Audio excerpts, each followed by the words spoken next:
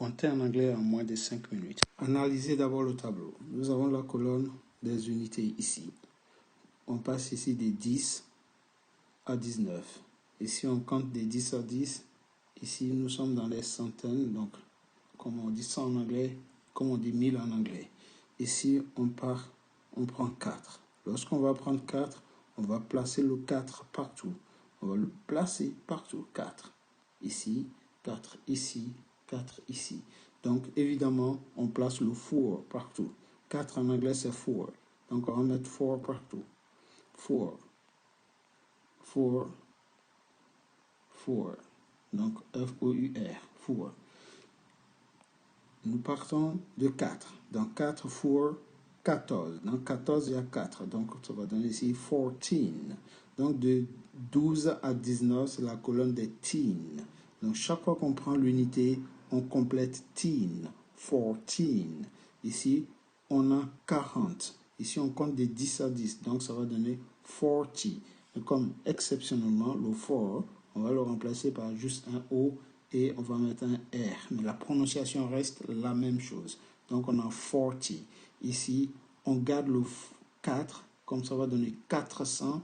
Le 100, en anglais, on dit 100. Vous retenez juste 100. Donc, vous allez faire 400, ça va donner 400. Ici, on a 4000. Donc, 1000, c'est 1000. 1000. Donc, ça va donner 4000. 4000. On reprend au début. On garde le même chiffre.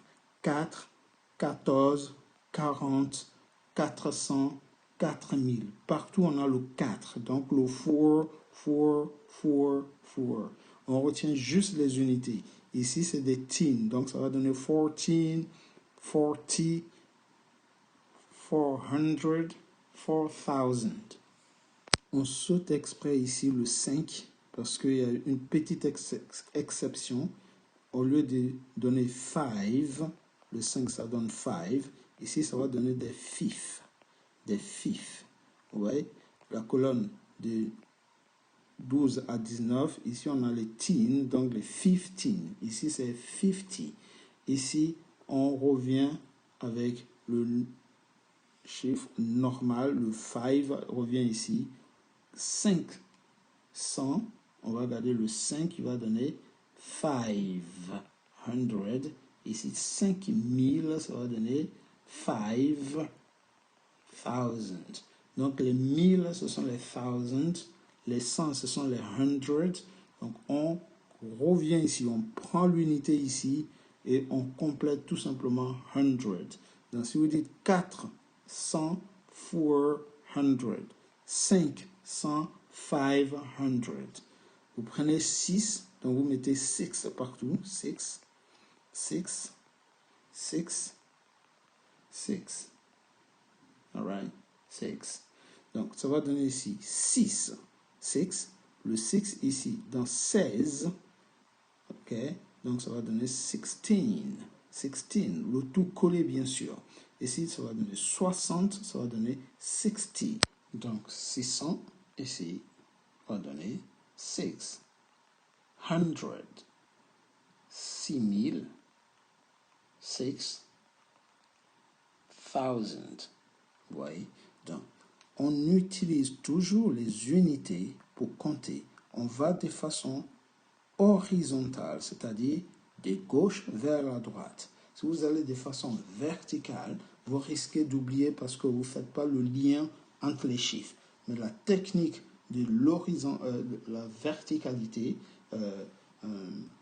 est peut-être bien pour compter, mais n'est pas la meilleure pour retenir. Donc, pour retenir facilement en anglais, il faut utiliser les chiffres de gauche vers la droite, de façon à les retenir facilement et non pas à les apprendre par cœur. Donc, je vous donne un petit exercice. Si vous prenez le 7, ici, si vous prenez 7, en prenant le 7, on aura donc ici 17, 17. Ici, on va avoir 70, puisqu'on compte de 10 à 10 ici, dans cette colonne, on aura 70. N'oubliez pas, tout est collé, 70. Ici, on va prendre le 700, donc on aura 7. 7000, on aura 7000.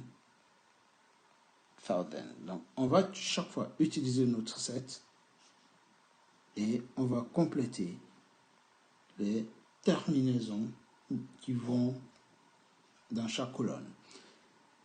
Utilisez la même technique pour faire le 8, le 9 et vous aurez compris tout compris.